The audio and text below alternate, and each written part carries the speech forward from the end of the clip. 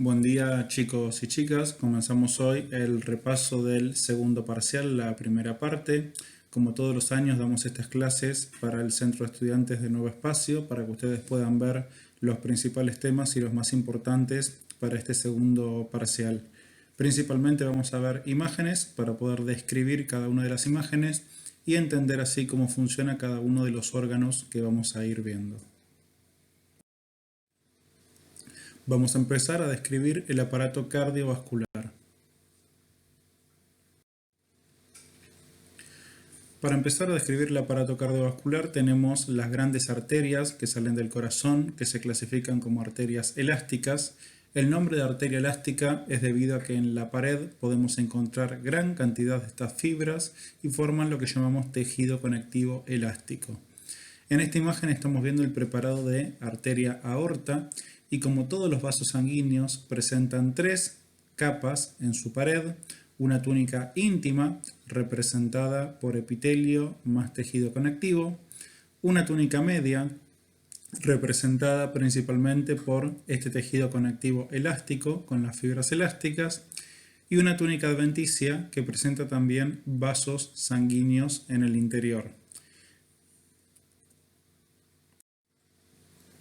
Si miramos a más aumento la túnica adventicia, podemos ver que presenta tejido conectivo laxo y vasos sanguíneos representadas en este caso por tres arteriolas que presentan núcleo endotelial redondeado que sobresale hacia la luz, que esa es una de las características de las arteriolas. Los núcleos se describen como que se caen hacia la luz. Esto es debido a que el núcleo va a lo largo de la pared del vaso y en un corte transversal el núcleo se ve redondeado. En la pared de estas arteriolas obviamente encontramos músculo liso que es responsable de la contracción de estos vasos y de esta manera pueden regular nuestra presión arterial.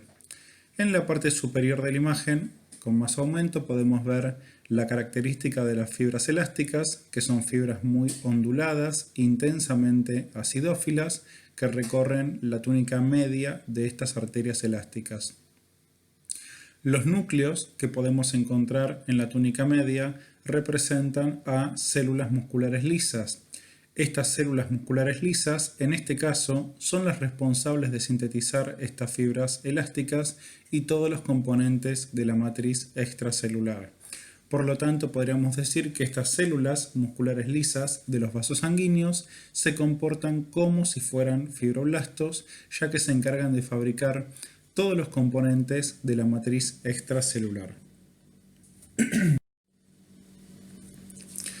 Con respecto al territorio microvascular, podemos encontrar las arteriolas, las metaarteriolas, los capilares y las vénulas. En esta imagen, en la parte superior a la izquierda, podemos ver una estructura redondeada que presenta una luz con núcleos redondeados que sobresalen hacia esta luz y encontramos 4 o 5 capas de músculo en la pared. Por lo tanto, se trata de una arteriola.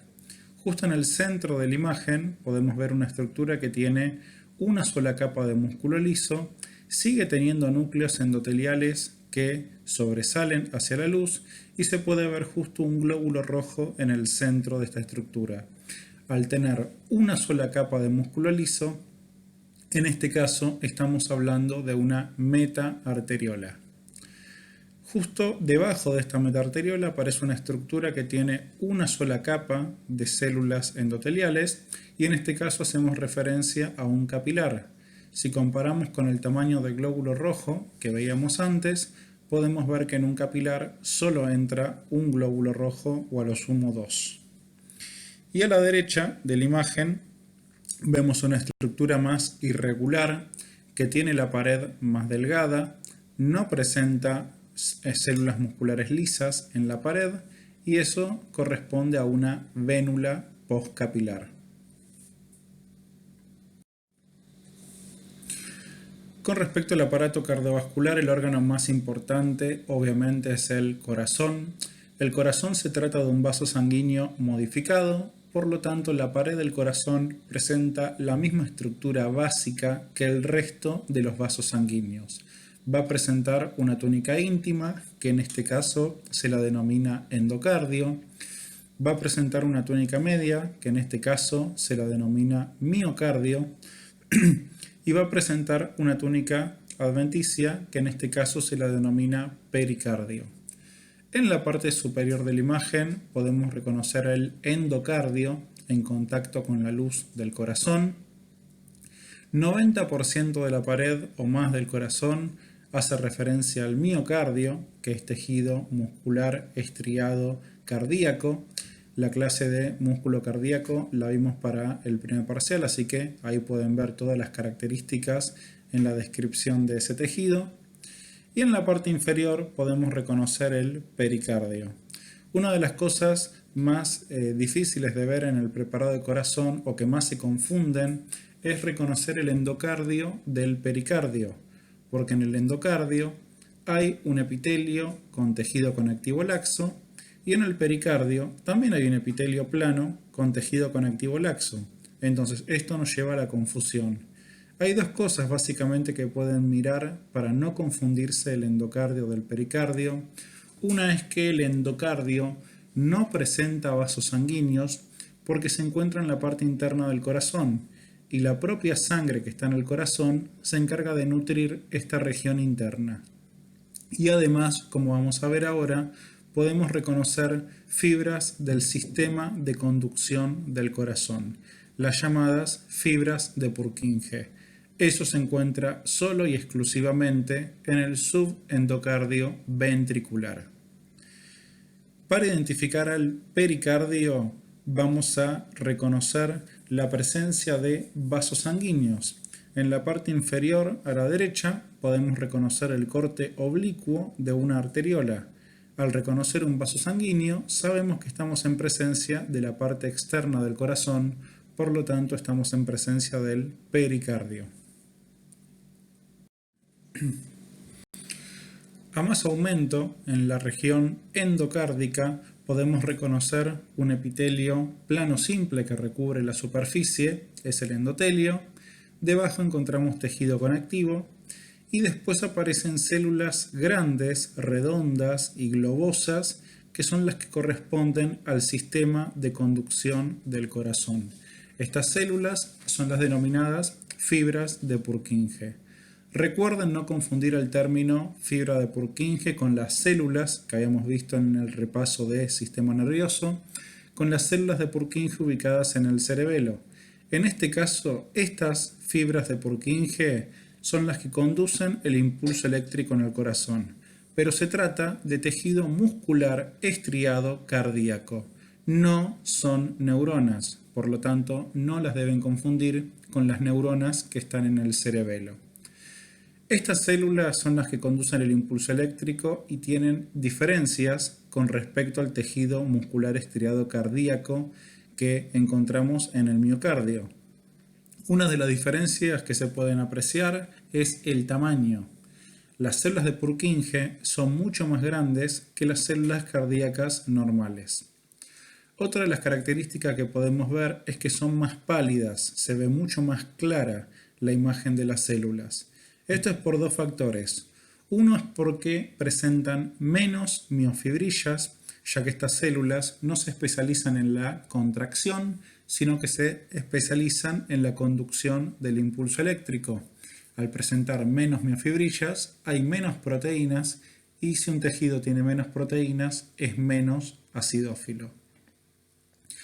Otra de las características por las cuales estas células son más pálidas es que presentan gran cantidad de glucógeno en el interior y el glucógeno, al ser un hidrato de carbono, no se colorea con las técnicas de rutina, por eso se ven imágenes pálidas y claras en el interior de cada una de estas células. Por lo tanto, las identificamos porque están en el subendocardio ventricular, son más grandes y son más pálidas que el resto de las células.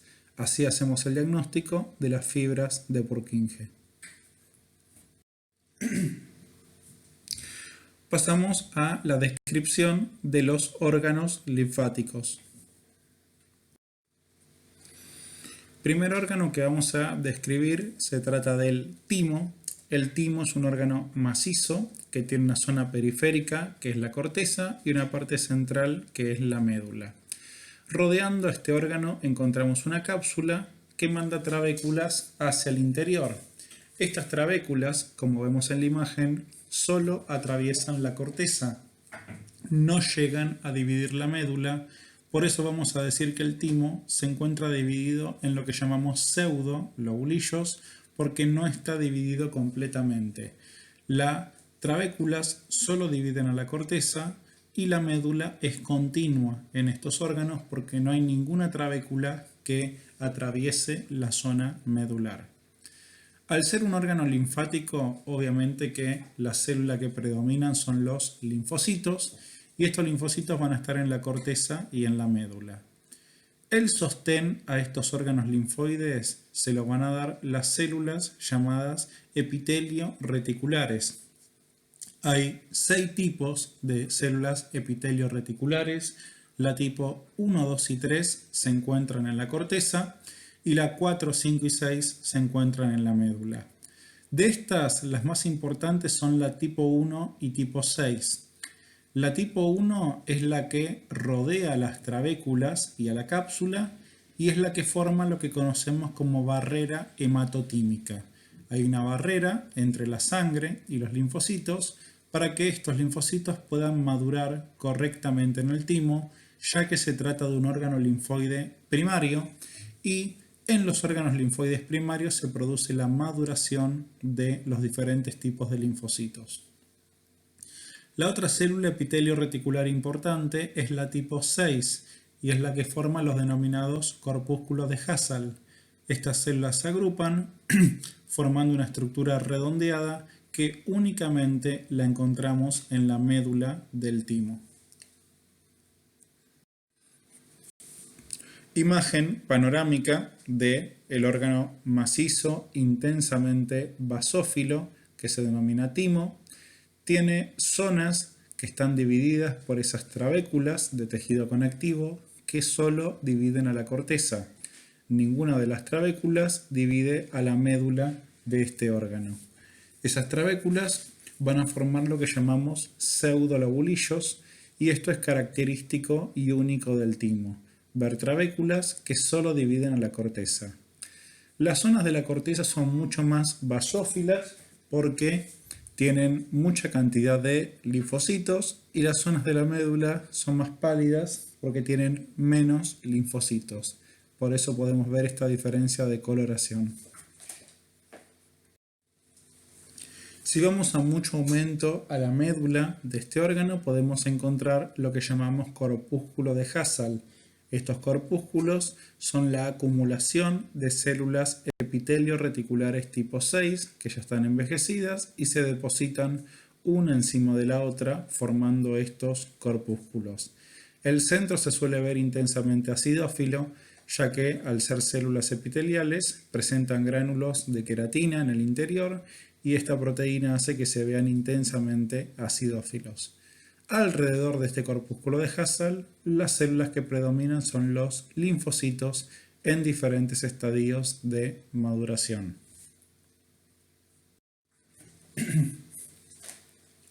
Otro de los órganos linfoides que vamos a ver es el vaso. El vaso ya es un órgano linfoide secundario, al igual que el ganglio linfático, ya que en ellos se producen las reacciones inmunes. Acá los linfocitos ya están cumpliendo con su trabajo, que es formar reacciones inmunes y poder fabricar anticuerpos. El vaso, como vemos en la imagen, también es un órgano macizo que tiene trabéculas que ingresan hacia el interior del órgano, pero no tiene ni corteza ni médula, como tenía el timo, sino lo que tiene son zonas redondeadas donde se agrupan los diferentes linfocitos T y B para formar lo que se conocen como nódulos esplénicos o pulpa blanca. Otro nombre que se le da a estas zonas redondeadas son corpúsculos de Malpighi. Corpúsculo de Malpighi, pulpa blanca o nódulo esplénico son las zonas redondeadas en estos órganos donde se agrupan los linfocitos. Por fuera de estos nódulos vamos a encontrar, como vemos en la imagen, mucha cantidad de sinusoides. Estos sinusoides son los que presentan la circulación de la sangre en el interior del vaso y por eso se la denomina pulpa roja. Los sinusoides van a estar separados por cordones de células, donde hay células que le van a dar sostén y hay fibras reticulares que también le dan sostén a estos cordones. Suele haber mucha cantidad de macrófagos también en estos cordones y son los que se van a encargar de eliminar a los glóbulos rojos cuando ya cumplieron sus 120 días de vida, y este proceso se denomina hemocateresis. Imagen del vaso donde podemos reconocer en la parte periférica a una gruesa cápsula. La cápsula del vaso es muy gruesa ya que presenta células musculares lisas y tiene capacidad contráctil. Esto es importante porque el vaso es un reservorio de sangre y en alguna situación de estrés se puede contraer estas células y pueden ayudar a liberar más sangre hacia la circulación. Podemos ver que varias de esas trabéculas ingresan al interior del órgano y los vasos sanguíneos ingresan junto con este tejido conectivo. Podemos ver zonas intensamente basófilas redondeadas que representan a la pulpa blanca y zonas donde hay espacios alargados, muy sinuosos, separados por cordones que representan la pulpa roja. Por lo tanto, lo único que tiene el vaso en el interior es pulpa roja y pulpa blanca. No tiene corteza y no tiene médula. No hay un límite exacto entre lo que es pulpa roja y pulpa blanca, sino que apenas termina este cúmulo de linfocitos, empiezan a aparecer los sinusoides y ahí existe el cambio entre una zona y otra.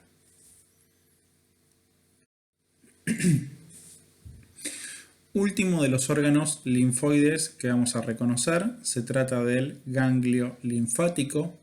También es un órgano macizo rodeado por una cápsula de tejido conectivo que manda trabéculas hacia el interior y, como todos los órganos linfoides, es intensamente basófilo.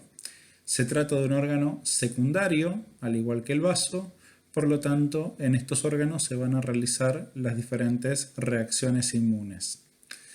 La zona periférica se puede ver que es intensamente basófila y es la que se denomina corteza, y la zona central es mucho más pálida y es la que se denomina médula. En esta corteza podemos ver a la izquierda que hay zonas redondeadas que se conocen como nódulos linfáticos y zonas más difusas de linfocito, un poco más profundas, que se denominan corteza profunda. Esto es importante porque hay diferentes tipos de linfocitos en cada una de estas regiones. En la zona de los nódulos vamos a encontrar a los linfocitos B. En cambio, en la corteza profunda vamos a encontrar a los linfocitos T. Estos linfocitos se van a comunicar para formar los diferentes tipos de reacciones inmunes. La región de color verde que podemos ver en la imagen representa la zona de circulación de la linfa. La linfa va a entrar a través de la cápsula a lo que se conoce como seno subcapsular. Una vez que recorre la parte interna de la cápsula, va a llegar a la zona de los tabiques y esa zona se conoce como senos trabeculares. Y todas las trabéculas apuntan hacia el centro del órgano, hacia la médula, y esas zonas se las conoce como senos medulares. Una vez que la linfa se junta en el centro del órgano, va a salir a través del hilio, a través del vaso linfático eferente. Imagen histológica a bajo aumento, donde podemos reconocer que se trata de un órgano intensamente basófilo, con una zona periférica, que es la corteza, más basófila, y una parte central más pálida, que es la médula. Podemos reconocer los nódulos en la parte superficial. Hay nódulos que son más pequeños y más homogéneos, se trata de nódulos linfoides primarios, y hay nódulos que son más grandes y tienen un centro más claro. A este centro más claro se lo denominaba centro germinativo y hace referencia a que en estos nódulos están ocurriendo reacciones inmunes, que hubo una comunicación entre los linfocitos T de la corteza profunda y los B de los nódulos, y en estas zonas donde los linfocitos B se diferencian a plasmocitos y se encargan de la producción de anticuerpos. Pasamos a piel y anexos cutáneos. La piel es un órgano que recubre la superficie corporal. Se encuentra dividida en 3 zonas o estratos: la epidermis superficial, que representa el epitelio; la dermis, que representa el tejido conectivo, donde se van a encontrar los diferentes tipos de anexos cutáneos; y la hipodermis, que representa principalmente al tejido adiposo. La epidermis, la capa más superficial, se trata de un epitelio plano, estratificado, queratinizado. La dermis va a tener primero tejido conectivo laxo y después tejido conectivo denso. Y la hipodermis es donde encontramos, como vemos en la imagen, una zona más pálida porque predomina la presencia del tejido adiposo junto con grandes vasos sanguíneos. Si vemos una imagen con mucho aumento, con seco fuerte hacia la zona de la epidermis, la parte superficial de la piel, podemos reconocer en este caso que se trata de un epitelio plano, estratificado, queratinizado. Las células superficiales son aplanadas, hay varias capas de células y vemos la presencia de queratina en la superficie. En este epitelio íbamos a poder encontrar a 4 células diferentes. La mayoría de las células que estamos viendo son los queratinocitos. Estas células, los queratinocitos, son las células que van a hacer mitosis en la región basal del epitelio, que se encuentra en contacto con la membrana basal, y las células van a ir madurando a lo largo del epitelio hasta llegar hacia la parte superior y transformarse en queratina. Este proceso de estar en el estrato basal y llegar a la parte superior tarda aproximadamente 3 semanas y es la vida habitual de estos queratinocitos. Hay un estrato basal en contacto con la membrana basal, hay un estrato espinoso que está en el centro del epitelio, hay un estrato granuloso que está en la parte superior, y está un estrato córneo que representa la queratina que se va descamando de la superficie. En los libros se describe también un estrato lúcido, pero eso lo encontramos solo en la piel gruesa. En este caso, al ser una muestra de piel fina, no hay estrato lúcido, sino que directamente aparece el estrato córneo en la superficie. Otra de las células que podemos identificar y se ven como imágenes negativas en la región basal del epitelio, se puede ver a la derecha y a la izquierda, son los queratinocitos, las células de Langerhans y células de Merkel. Son las otras células que también encontramos en el epitelio. Y las células que están ahora sí en el estrato basal, que se ven como imágenes negativas, son los melanocitos. Los melanocitos son las células que van a producir el pigmento en la piel, que es la melanina, y esta melanina es utilizada por los queratinocitos de la región basal y los protege contra la radiación ultravioleta.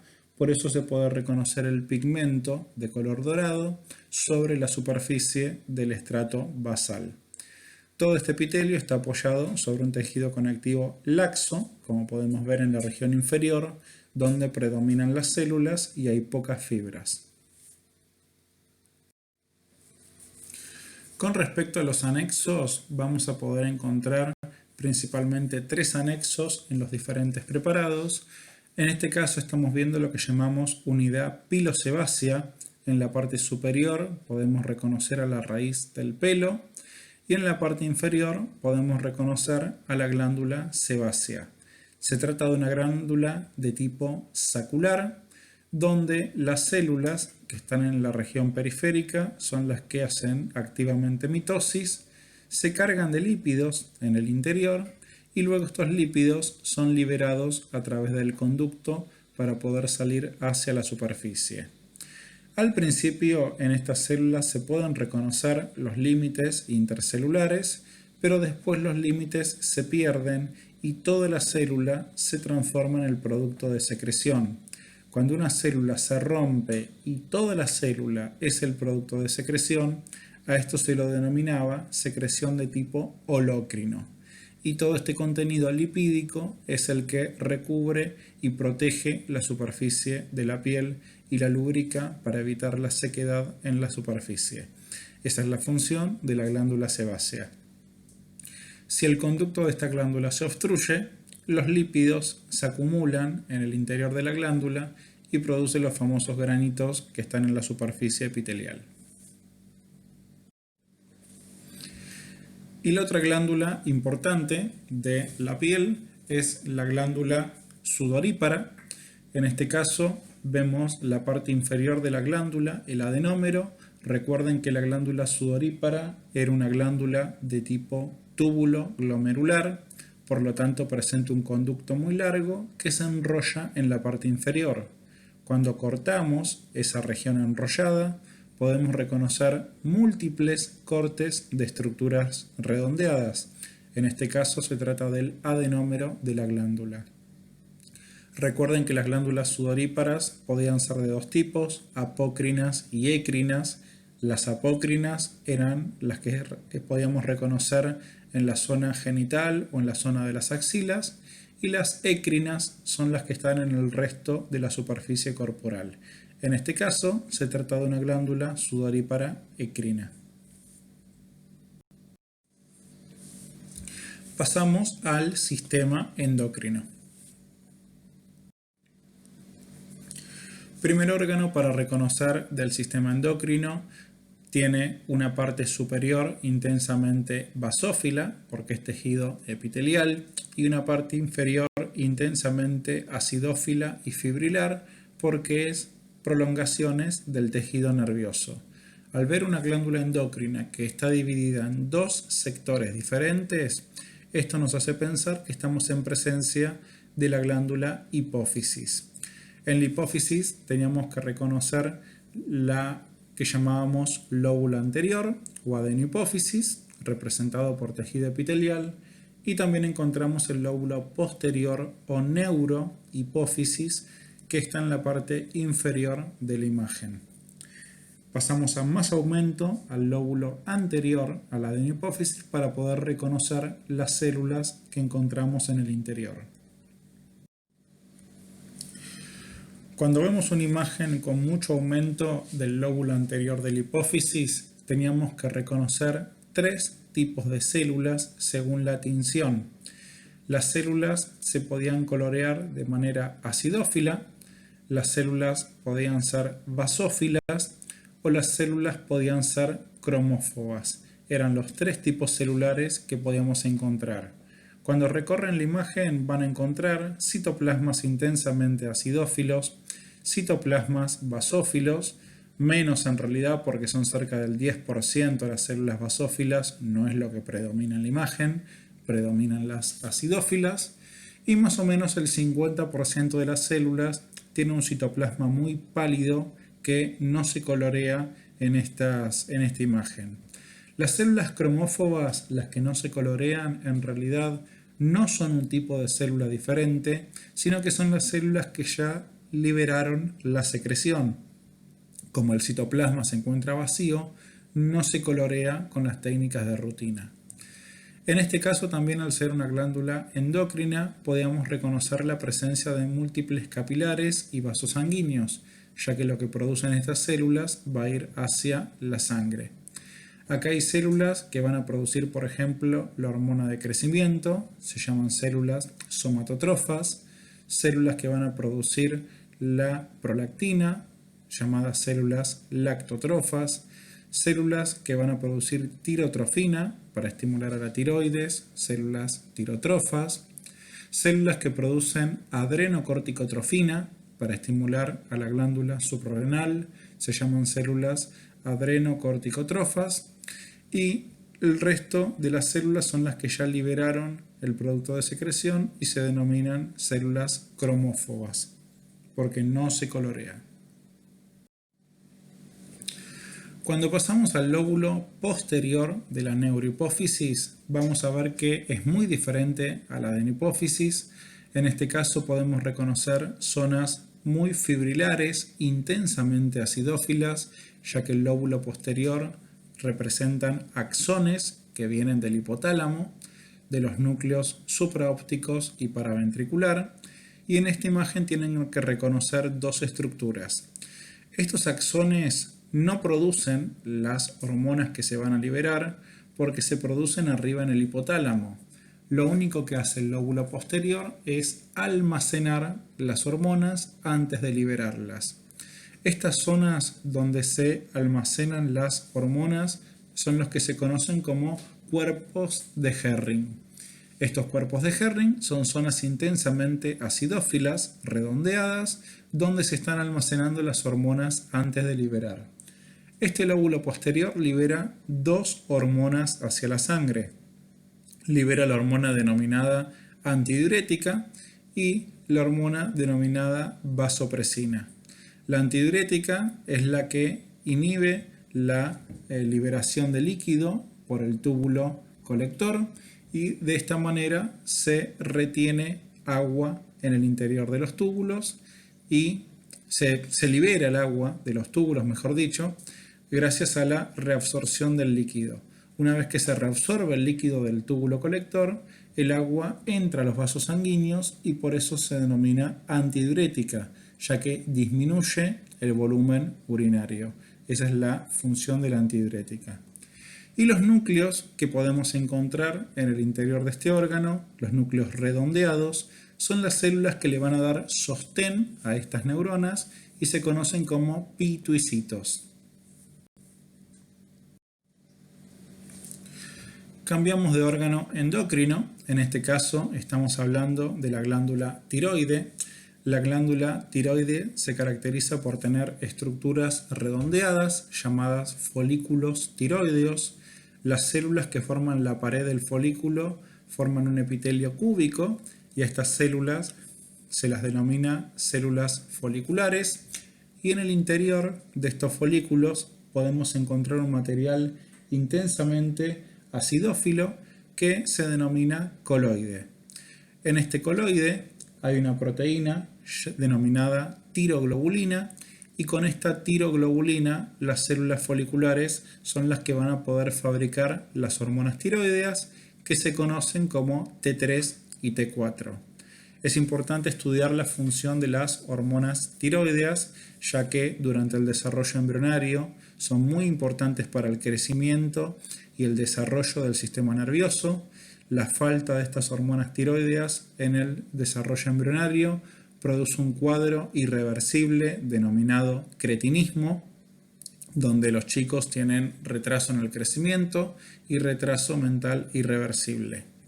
En la vida adulta, estas hormonas cumplen importantes funciones como regular el metabolismo, regular la temperatura corporal, participar en la erupción dentaria, contractilidad cardíaca, motilidad intestinal, así que estudien hormonas tiroideas porque es muy importante para el examen. En esta imagen vemos la pared del folículo más aumento, donde podemos reconocer el epitelio cúbico formado por estas células foliculares y en el centro de la imagen se ve una célula que tiene un núcleo de cromatina más laxa, se ve más pálido, y el citoplasma que no contacta contra la luz del folículo, sino que contacta contra la membrana basal. En la pared del folículo, la mayoría de las células son células foliculares, pero también hay otro tipo de células que se denominan parafoliculares o células C. Estas células parafoliculares son las encargadas de la producción de otra hormona diferente que se denomina calcitonina. Esta calcitonina no tiene nada que ver con la función de las hormonas tiroideas. Lo que hace la calcitonina es depositar el calcio en los huesos, estimulando a los osteoblastos y de esta manera disminuye la cantidad de calcio en la sangre. Por lo tanto, la calcitonina es hipocalcemiante. La hormona que hace el efecto opuesto es la paratormona, que viene de las paratiroides. En este caso, la paratormona estimula al osteoclasto para liberar calcio de los huesos y de esta manera aumentar la concentración de calcio en sangre. Por eso la paratormona es hipercalcemiante y la calcitonina, que viene de esta célula que estamos viendo, es una hormona hipocalcemiante. Cuando en el examen preguntan función de hormona tiroidea, se refieren exclusivamente a T3 y T4. La calcitonina es una hormona diferente que se produce en la tiroides, pero no es una hormona tiroidea, porque se encarga del metabolismo del calcio a nivel óseo. Si repasamos el origen embriológico de esta célula, recuerden que viene de las crestas neurales, por eso tiene una función diferente al resto de las células foliculares que forman parte del folículo. Vemos ahora una imagen a muy poco aumento, donde podemos reconocer una cápsula de tejido conectivo, una zona periférica, que es la corteza, y una parte central, que es la médula. En la corteza podemos reconocer tres zonas diferentes, una zona donde las células se agrupan formando estructuras redondeadas, a eso se lo denomina zona glomerular, una zona más pálida, una franja central, que representan cordones de células dispuestas en fila, una tras de otra. Esa es la zona que se denomina fascicular, porque las células se disponen en cordones o fascículos, y una zona donde se cruzan las células epiteliales y forman la zona reticular. La glándula que se caracteriza por tener esta descripción, en este caso, es la suprarrenal, con la corteza dividida en esos tres sectores y la médula en el centro de este órgano. La médula se caracteriza por tener grandes espacios, que son los sinusoides, porque esta médula es la que se va a encargar de liberar la adrenalina hacia la sangre. Hay células que se denominan cromafines que sintetizan la adrenalina, es una catecolamina, que va hacia la sangre para cumplir funciones importantes en situaciones de estrés. Si pasamos una imagen a mucho aumento a la zona fascicular, la parte central de la corteza de la glándula suprarrenal, podemos reconocer a las células ubicadas en esta región. Estas células son muy importantes porque recuerden que la corteza suprarrenal fabrica tres hormonas diferentes. Fabrica cortisol, por un lado, que son los corticoides, fabrica aldosterona, la zona glomerular, y fabrica andrógenos, la zona reticular. La zona media de la corteza, la zona fascicular, es la que se encarga de la producción de cortisol. El cortisol son los corticoides propios que fabricamos nosotros. Toda la corteza, la zona glomerular, fascicular y reticular, fabrica lo que denominamos hormonas esteroideas, o sea que tanto el cortisol, la aldosterona o las hormonas sexuales son hormonas esteroideas. Cuando decimos que una hormona es esteroidea, hacemos referencia a que tiene un mismo origen en común. Se trata de lípidos. Estamos utilizando como precursor para fabricar esa hormona un lípido muy conocido por todos ustedes que se denomina colesterol. Por lo tanto, tanto los andrógenos, los estrógenos, los corticoides o la aldosterona son hormonas esteroideas fabricadas a partir de un precursor común que es el colesterol. Por eso, en esta imagen, a mucho aumento, podemos reconocer zonas pálidas en el interior de la célula que no se colorean, y eso hace referencia a la presencia de colesterol en el interior de estas células.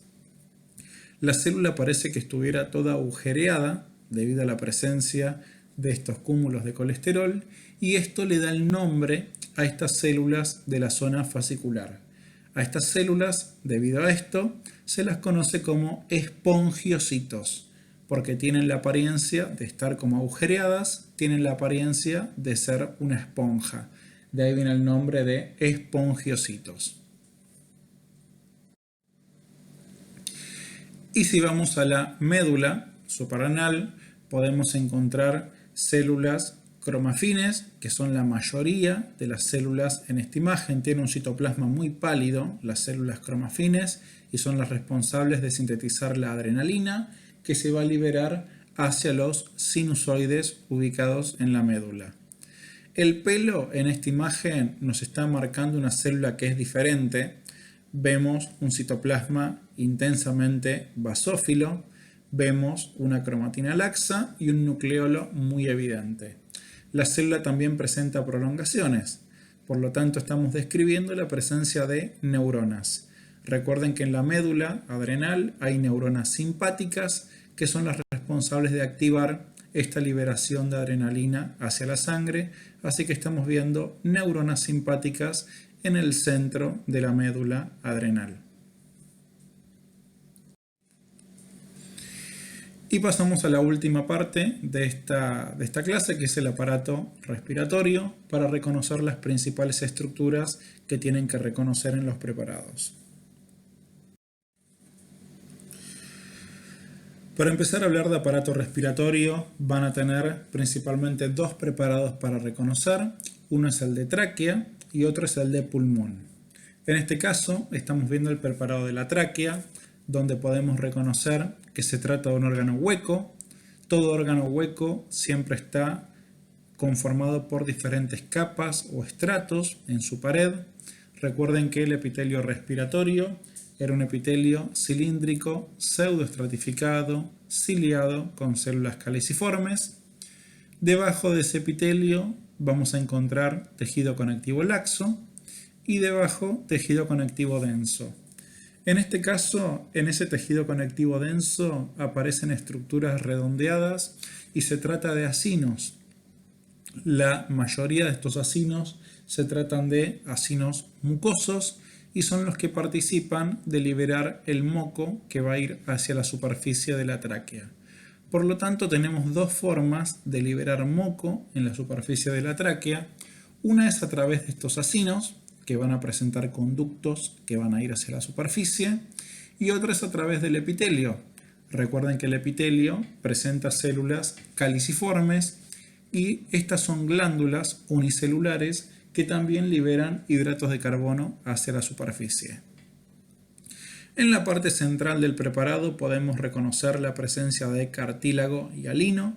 Lo podemos reconocer por la intensa vasofilia de este tejido. Recuerden que la vasofilia del cartílago es debido a la presencia de GAGs en su matriz y esto hace que se tiña intensamente basófilo y sea muy fácil de reconocer. Rodeando al cartílago aparece el tejido conectivo, que es el pericondrio.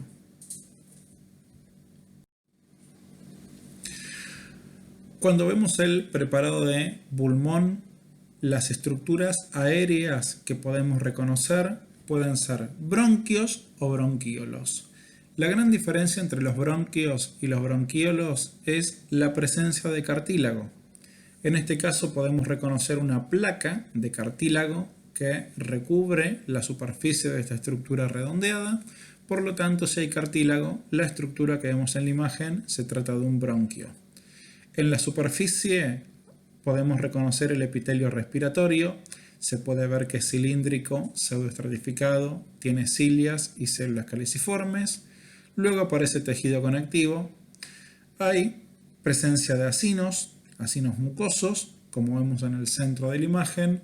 Y recuerden que los bronquios también tienen una capa de músculo liso. Se pueden ver una zona de células alargadas, intensamente acidófilas, que dividen la mucosa de la submucosa de estos bronquios. En la parte inferior de la muestra podemos reconocer la presencia de espacios aéreos y estos espacios aéreos son los alvéolos pulmonares. Si pasamos a mucho aumento para reconocer las características del epitelio respiratorio, podemos ver que se trata de un epitelio pseudoestratificado porque aparecen núcleos a diferentes alturas. Todas las células en este epitelio son las que van a contactar con la membrana basal, pero no todas las células llegan a contactar con la luz. Se pueden reconocer las cilias en la superficie del epitelio y zonas pálidas que representan la presencia de células caliciformes. Debajo del epitelio podemos reconocer un tejido conectivo laxo y más abajo un tejido conectivo denso.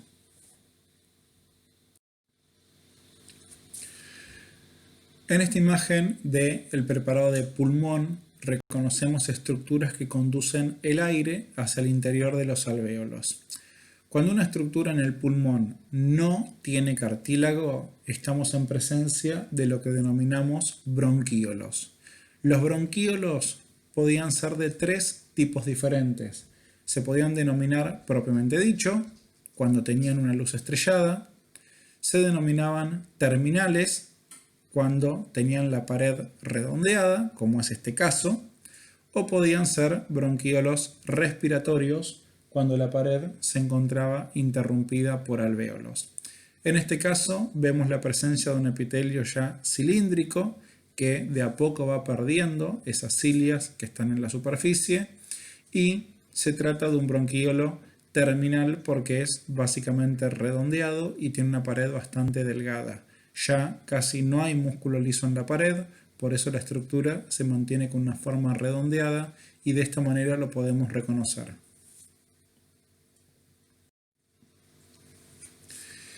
Y en esta imagen podemos reconocer todas las estructuras en el preparado de pulmón. Los espacios blancos redondeados representan la presencia de alvéolos, es lo más fácil de reconocer en este preparado, pero lo que se suele preguntar son las diferencias entre bronquios y los bronquíolos. Recuerden que para saber si se trata de un bronquio hay que buscar cartílago. Cualquier estructura en pulmón que tenga cartílago es un bronquio. En el centro de la imagen y también en la parte superior se puede reconocer una placa de cartílago, por lo tanto estamos en presencia de un bronquio. Aparece una imagen característica que es una forma estrellada de este tipo de estructuras, y esta forma estrellada se produce porque recuerden que los bronquios tienen músculo liso en la pared, dividiendo la mucosa de la submucosa. Cuando este músculo liso se contrae, forma esta zona estrellada en la parte central del preparado.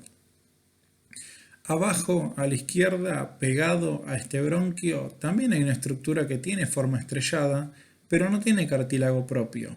Cuando todavía conserva esta forma estrellada, pero no tiene cartílago, este es el primero de los bronquíolos, que se denomina propiamente dicho. La forma estrellada de estos bronquíolos es por lo mismo que pasa en los bronquios. Todavía conservan algo de músculo liso en la pared y la contracción de este músculo liso es el responsable de esta forma estrellada de estas estructuras. Más abajo en el preparado aparecen estructuras perfectamente redondeadas donde la presencia de músculo liso va desapareciendo y esto hace que no tengan la forma estrellada característica de las estructuras anteriores. Por lo tanto, en la parte inferior del preparado estamos viendo dos bronquíolos terminales. Y por último, en la parte central y en la izquierda de la imagen podemos ver una estructura redondeada que de repente se abre en espacios aéreos, y cuando la pared del bronquíolo se abre en espacios aéreos, en alvéolos, en este caso estamos en presencia de bronquíolos respiratorios.